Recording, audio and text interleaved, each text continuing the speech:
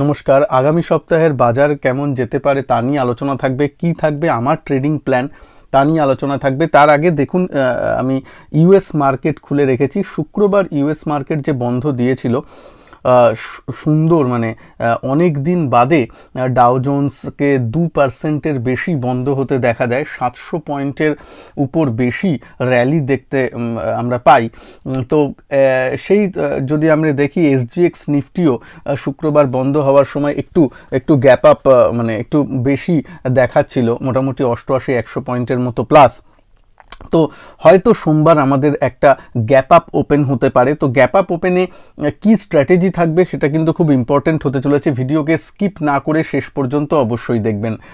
তার সাথে সাথে বলি, দেখুন মানে ওদের যে স্মল ক্যাপ ইন্ডেক্স সেটাও করেছে, ন্যাসড্যাক ভালো হয়েছে, সব কটা মানে ভালো প্রত্যেকটা ইন্ডেক্সই ভালো মুভ দিয়েছে। এবং মেন কথা হচ্ছে ভিক্স কিন্তু যেটা 20-র কাছাকাছি চলে গেছিল সেটা কিন্তু কমে এই কদিনে কমে কিন্তু 14-এর কাছাকাছি চলে এসছে, যেটা মোটামুটি ঠিকঠাক জায়গা।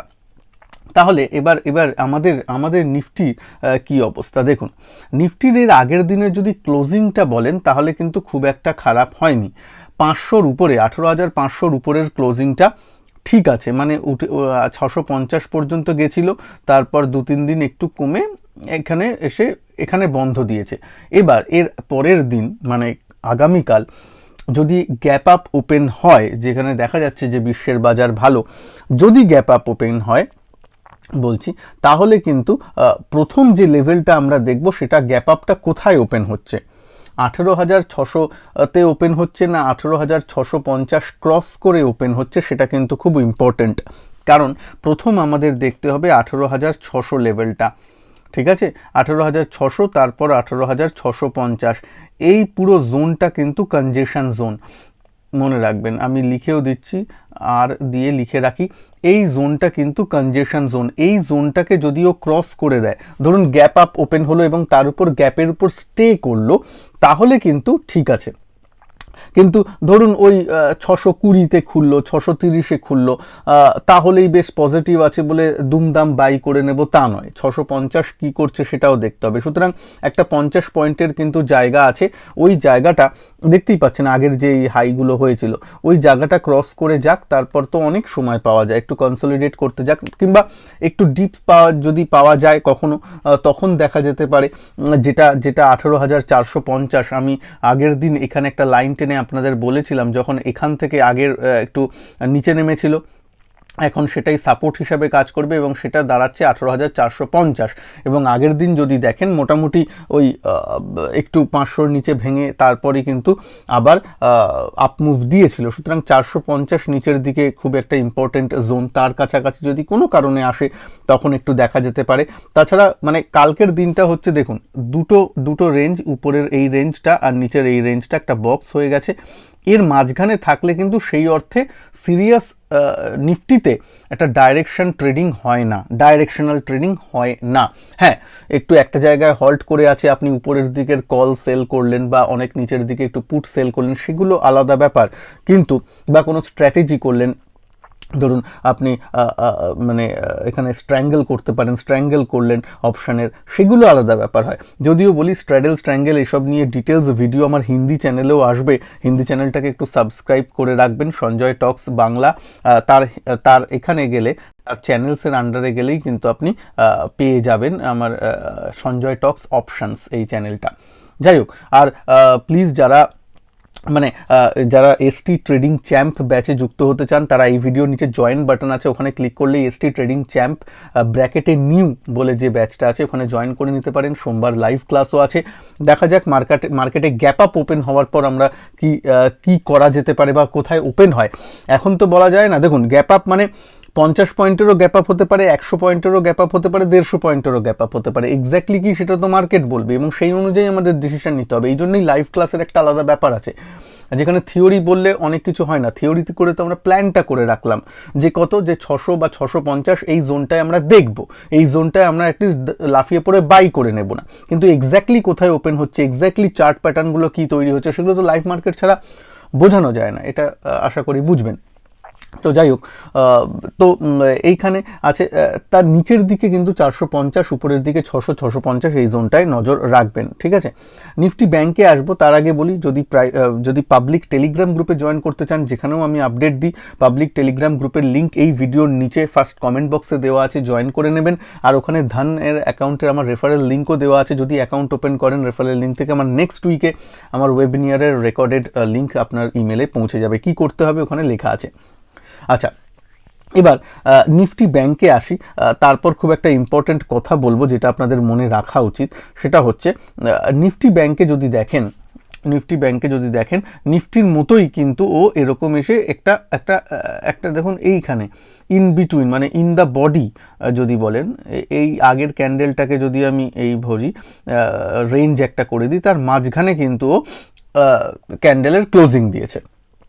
এই ক্যান্ডেলটার মানে কি? মানে হচ্ছে একটা বড় আগের পতনের দিন হয়েছে, তারপরের দিন বাজার একটু থমকেছে, মানে বুলসরাও শক্তিশালী যে তা নয়, আর বিয়াররাও কিন্তু খুব একটা শক্তি দেখাতে পারেনি। এটা কিন্তু, কেন বিয়াররা যদি শক্তি দেখাতে পারতো তাহলে তো এর লো চলে যেত, এই লোটা ভেঙে যেত, ভাঙলে কিন্তু অনেকটা একটু নিচে পাওয়া যেত, কিন্তু সেটা হয়নি। ও এখানে দাঁড়িয়েছে, কেন দাঁড়িয়েছে? কারণ এই জোনটায় আগেও অনেক দিন ধরে কনসলিডেট করেছিল, এই জায়গাটা একটা ভালো সাপোর্ট জোন, এটা তো একটা পার্টিকুলার পয়েন্ট হয় না, এই যে জোনটা এটা কিন্তু সাপোর্ট জোন, এবং ও ওখানেও আবার হল্ট করেছে।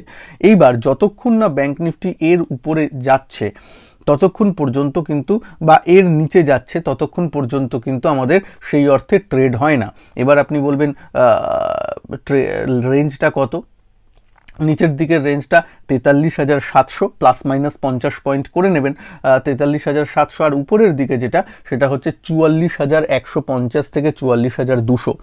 এই রেঞ্জটার উপরে যখন যদি যায় তাহলে কিন্তু আবারও নতুন লাইফ হাই তৈরি করার জন্যে একদম প্রস্তুত। যদি 44,170, 44,200 এটা ক্রস করে ওর সাস্টেন করে যায়, তাই জন্য উপরের দিকের এই লেভেলটা আর নিচের দিকে যেটা বললাম এই দুটোর মাঝামাঝি যখন আছে তখন কিন্তু সেই অর্থে তেমন সিরিয়াস ট্রেড হয় না, কারণ বুঝতেই পারছেন মাঝখানে আছে, উঠবে নামবে, এরকম একটা হ্যাপাজেট দিন চলবে, ঠিক আছে। সুতরাং এই দুটো রেঞ্জের বাইরে যাচ্ছে কিনা সেই দিকে আমাদের নজর রাখতে হবে আগামী সপ্তাহে, ঠিক আছে। যেহেতু উইকলি অ্যানালিসিস একটু, তাই জন্য একটু রেঞ্জগুলো বড় আসতেই পারে।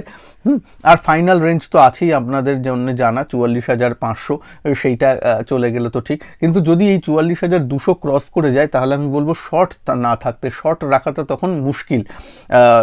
মানে ব্যাংক নিফটিতে অনেকে শর্ট স্ট্র্যাটেজি নিয়ে চলে, সেইটা তখন অ্যাভয়েড করা উচিত যতক্ষণ যদি 44,200 উপরে চলে যায়। তার নিচে আছে একটু কল সেল করলেন, এই করলেন, সেগুলো করা যায়, কিন্তু ওর উপরে চলে গেলে কিন্তু নয়।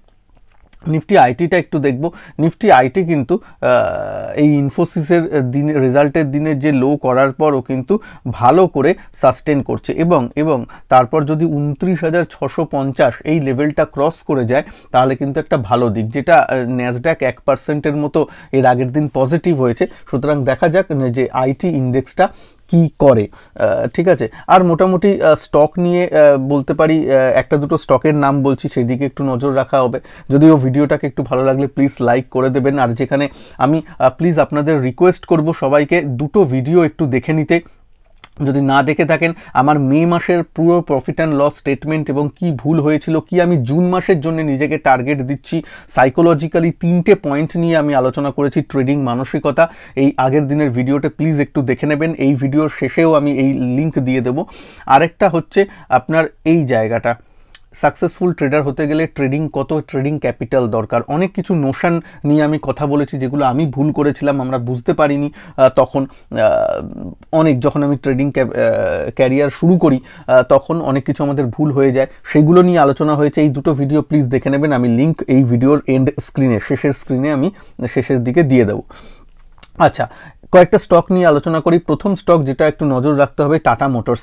টাটা মোটরস কিন্তু মানে কি বলবো, এত কিছু খারাপ হওয়ার পরেও, মানে অনেক অ্যানালিস্টরা কিন্তু ওকে খারাপ বলেছিল, মানে নিচের দিকে শর্টের কল দিয়েছিল, তার সত্ত্বেও কিন্তু টাটা মোটরস মানে ধরে রেখেছে, 500-র উপরে ধরে রেখেছে এবং প্রায় ব্রেকআউটের জায়গায় হয়ে আছে এই জায়গাটা, এই রেঞ্জটা, এবং আমি কিন্তু এই সব জায়গাতেও চিনিয়েছি 500-র উপর থেকে যতক্ষণ আছে আমি বলেছিলাম যে ডিপস পেলেই বাই করা একটু উচিত। দেখুন একটু মাঝে মাঝে কিন্তু ডিপস পাওয়া গেছে, 500 লেভেলটা তো কখনোই ভাঙেনি এবং তার নিচে কিন্তু অনেকবার ডিপস পাওয়া গেছে। সুতরাং সুন্দর 500 টাকাকে স্টপ লস রেখে আশা করি অনেকের আগে থেকে হয়তো এন্ট্রি হয়ে আছে, যাদের এন্ট্রি হয়ে আছে, যদিও কোনো বাই সেল হোল্ড রেকমেন্ডেশন নয়, কোনো ফিনান্সিয়াল অ্যাডভাইস দিচ্ছি না, নিজেদের ফিনান্সিয়াল অ্যাডভাইজারদের অ্যাডভাইস নিয়েই কাজ করবেন। যদি কারোর হোল্ড থাকে তাহলে কিন্তু 500 টাকার স্টপ লস রেখে পজিশনাল যারা হয়তো নিয়েছেন 500 টাকার স্টপ লস কিন্তু রাখা যায়। 500 নিচে কিন্তু ক্লোজিং বেসিসে দেয়নি এই কদিনে। মার্কেট নিফটি যতই খারাপ ছিল তার মধ্যেও কিন্তু নিচে আসেনি, এটা কিন্তু মনে রাখতে হবে। ব্রেকআউটের একদম জায়গায় আছে, আবার নতুন করে ব্রেকআউট, যদিও এখানে অলরেডি ব্রেকআউট দিয়েছিল, তারপর একটু রিট্রেসমেন্ট, আবার এক জায়গায় হোল্ড করেছে। এইদিকে একটু নজর কিন্তু রাখতে হবে। টাটা মোটরস চার্টে কিন্তু ভালো লাগছে, ঠিক আছে। আর আমি বলবো আইডিএফসি ফার্স্ট ব্যাংক, অনেকবার বলেছি, হয়তো মনে হবে যে একই স্টক, কিন্তু ঠিক আছে, একই স্টক যখন পয়সা দিচ্ছে এই সব জায়গায় দেখুন, আমি বলেছিলাম এবং আমি নিজেও ট্রেডগুলো নিয়েছিলাম, সেগুলো আমি বলেছিলাম অ্যাজ আ ডিসক্লেমার, কিন্তু সেখান থেকে কিন্তু সুন্দর একটা আপমুভ, কিন্তু প্রায় 10%-এর মতো একটা আপমুভ পাওয়া গেছে। যাদের অলরেডি পজিশন আছে তাদের জন্য আমি বলবো এখন স্টপ লসটা 70 টাকাতে একটু ট্রেলিং স্টপ লস বা নিয়ে যাওয়া যায়, বা যাদের একটু লঙ্গার টার্ম ভিউ তারা 68, মানে এইখানে যে ব্রেকআউটটা দিয়েছিল তার একটু নিচে পর্যন্ত এরকম জায়গায় স্টপ লসটা এগিয়ে নেওয়া যায়, ঠিক আছে। অ্যাটলিস্ট কিনা দামের উপরে তো স্টপ লসটা রাখাই যায়, মানে এই ট্রেডে লস আর হবে না, এই ব্যাপার, ঠিক আছে। যাই হোক, এই দুটো স্টক বললাম। কেপিআইটি টিক নিয়ে আর নতুন বলছি না, 890 টাকায় আপনাদের সাথে শেয়ার করেছিলাম, টেলিগ্রাম গ্রুপেও শেয়ার করেছিলাম, আর সেটা এখন প্রায় 1100 টাকা হয়ে গেছে, তো অনেক পার্সেন্ট টার্মসে অনেকটাই, জাস্ট 1 মাস আগের কথা মনে হয়। তো সেই জন্য সুযোগ বুঝে থাকতে হবে, এবং এই সুযোগ সবসময় আসবে না। যদি আপনি ভাববেন 10-12%-এর স্টক প্রত্যেক দিন পাবো, তাহলে হয়তো আমার চ্যানেলটা ওরকম নয় যেখানে আমি প্রত্যেক দিন নতুন নতুন স্টক বলবো, কারণ প্রত্যেক দিন নতুন স্টক হয় না, তাহলে কোয়ালিটি অফ স্টক সেটা থাকে না। বলার জন্য তো বলে দিলাম, কারণ বেশিরভাগ ক্ষেত্রে কিন্তু যে স্টকগুলো আমি বলি তার মধ্যে থেকে বেশিরভাগ ক্ষেত্রে আমি নিজে তাতে ট্রেড করি বা পজিশন নিই। সুতরাং আমি সিরিয়াস বলেই আপনাদের সাথে শেয়ার করি, না হলে তো আমি অনেকগুলো স্টকই বলে যেতে পারতাম, তাই না? তো যাই হোক, এই ওয়াচ লিস্টটাও আপনাদের সাথে হিন্দি চ্যানেলে শেয়ার করেছিলাম, তার মধ্যে থেকে তো অনেকগুলো 10-12% রিটার্ন দিয়েই দিয়েছে, যেমন ইঞ্জিনিয়ার্স ইন্ডিয়া, আপনার এই জিনিসগুলো দিয়েই দিয়েছে, সেটা নিয়ে বলছি না। কিন্তু যতই হোক, যদি কারোর পজিশন থাকে এবং আপনার পজিশন নেওয়ার পর 5-6% বেড়ে গেছে যে কোনো স্টক, অ্যাটলিস্ট কেনা দাম বা কেনা দামের থেকে 1% উঁচুতে স্টপ লসটা ট্রেলিং করে যাবেন, যাতে ওই পজিশনে লস না হয়, ঠিক আছে। ট্রেডিংয়ে স্টপ লসটা কিন্তু মাস্ট, এটা মনে রাখতে হবে। ওই ট্রেডিং করলাম, ট্রেডিংয়ের তারপরে ইনভেস্টমেন্টে ওটাকে ঘুরিয়ে দিলাম, তা যাতে না হয়, ঠিক আছে। আশা করি নেক্সট উইকটা কেমন যায় একটু দেখবো। ভালো থাকবেন সবাই, আপডেট তো থাকবেই সোমবার কি হয়। ভালো থাকবেন। গ্যাপ আপে গ্যাপ ডাউনে, মানে গ্যাপ আপ তো ওপেন হওয়ার চান্স আছে, তাতে পয়সা খোয়াবেন না, অ্যাটলিস্ট দেখে নেবেন 1 ঘন্টা মার্কেটটা দেখে নেবেন, তারপর নয় কিছু করলাম, ঠিক আছে। তাড়াহুড়ো করবেন না। যারা নতুন ট্রেডার, যারা অলরেডি ম্যাচিওর্ড ট্রেডার, তারা অন্যরকম করতে পারেন, রিস্ক নিতে পারেন, কিন্তু যারা নতুন ট্রেডার তাদের জন্য বলছি একটু দেখে নেবেন, আধা ঘন্টা 1 ঘন্টা একটু দেখে নিয়ে ডিসিশনগুলো নেবেন। ভালো থাকবেন সবাই, নমস্কার, জয় হিন্দ, বন্দে মাতরম।